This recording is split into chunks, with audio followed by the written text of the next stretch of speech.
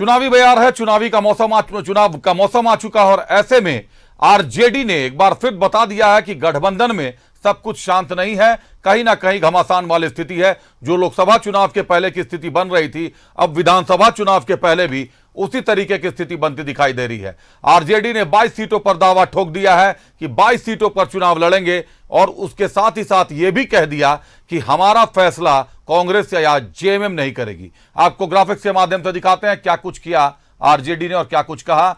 RJD का बड़ा दावा, झारखंड विधानसभा चुनाव को लेकर दिया बड़ा बयान। आगामी विधानसभा चुनाव में 22 सीटों पर पार्टी लड़ेगी चुनाव। आरजेडी प्रदेश प्रभारी जयप्रकाश नारायण यादव का बयान।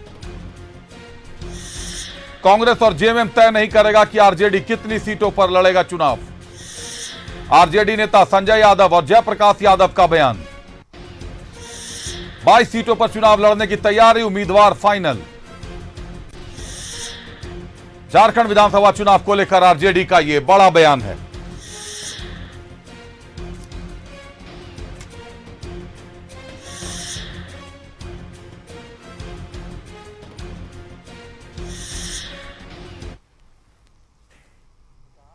हमारा 22 सीट सिलेक्ट है, उम्मीदवार भी हमारा सिलेक्ट है। हम संगठन के कस्टोडियन होने के नाते हम उस पर कायम हैं। जेएमएम और कांग्रेस क्या कहता है उनकी बातों पर हम नहीं चलेंगे, हमारा संगठन नहीं चलेगा। वो हमारे मालिक नहीं न हैं। हम उनको बताते चले हैं कि इन सीटों पर हमारा ये कैंडिडेट है, लेकिन यहाँ हम जब कस्टोडियन है पार्टी के तो हमारा फर्ज बनता है। और हमारी ताकत यहाँ रही है और बहुत अच्छी रही है, तो हम उससे भी और बेहतर हमारी शक्ति और भी जो है मजबूती से रहे।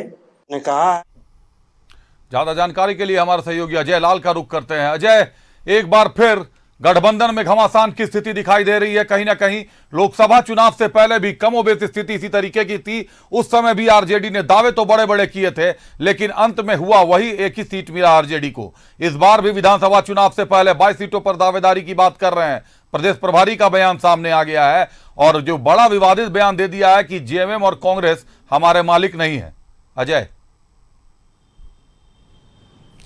देखिए अभिषेक, प्रदेश राजद, झारखंड का जो प्रदेश राजद है वो एक ऐसा सांप है जो सिर्फ फुफकारना जानता है, उसमें डसने की क्षमता नहीं है। अभिषेक, लोकसभा चुनाव के दौरान भी आपने देखा होगा कि पहले हुआ था कि 5 सीट पर आरजेडी चुनाव लड़ना चाहता है, फिर 5 सीट से 4 सीट हुआ, कोडरमा, गोड्डा, पलामू और एक और मैं भूल रहा हूँ, 4 सीट चतरा।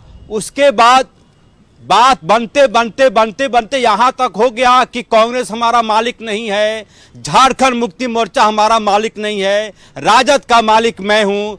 और इन सब के बीच में सांप्रदायिक ताकतों को हराने की पूरी जिम्मेदारी राजद की आ गई। लिहाजा 1 सीट दे दिया चतरा, ये माफ़ कीजिए पलामू, कि आप पलामू में चुनाव लड़िए। वह सीट भी राजद हार गया। एक बार फिर विधानसभा चुनाव का माहौल बन रहा है, फिर वही राग, 22 सीट पर चुनाव लड़ेंगे, 25 सीट चाहिए, उससे कम में नहीं लड़ेंगे। यकीन मानिए विधानसभा चुनाव आते आते राजद की अब आवाज़ सिट्टी पिट्टी गुम हो जाएगी। 5 सीट मिल गया, फिर भी राजद के लोग जय झारखंड, जोहार झारखंड, कैसे लिया झारखंड, तो लड़ के लिया झारखंड के नारे के साथ चुनाव में चले जाएंगे। अब 5 सीट पर कितना लोग जीतेंगे चुनाव, ये विधानसभा चुनाव के नतीजे के बाद सामने आएगा।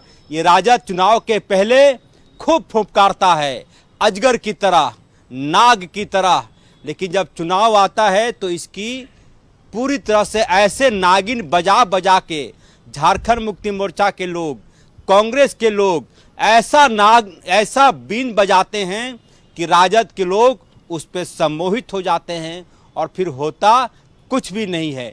वही कहानी मीडिया के लिए अच्छी बातें हैं कि खबरें मिल जाती है हमको, आपको, आप भी चर्चा कर रहे हैं, मैं भी बोल रहा हूं कि राजद का मालिक कांग्रेस नहीं है, राजद का मालिक बिल्कुल अजय, निश्चित तौर पर जो आप कह रहे हैं हूबहू ये लोकसभा चुनाव के दौरान देखने को मिल चुका है कि प्रदेश राजद के जो जितने भी नेता हैं, इनके बयानों का कोई मतलब नहीं होता, क्योंकि जो भी डिसीजन लेना होता है वो आला कमान लेते हैं। पटना से एक बार निर्देश जारी होता है और सारे लोगों का बयान बंद हो जाता है। बहुत धन्यवाद अजय हमसे जुड़ने के लिए, तमाम जानकारियों के लिए।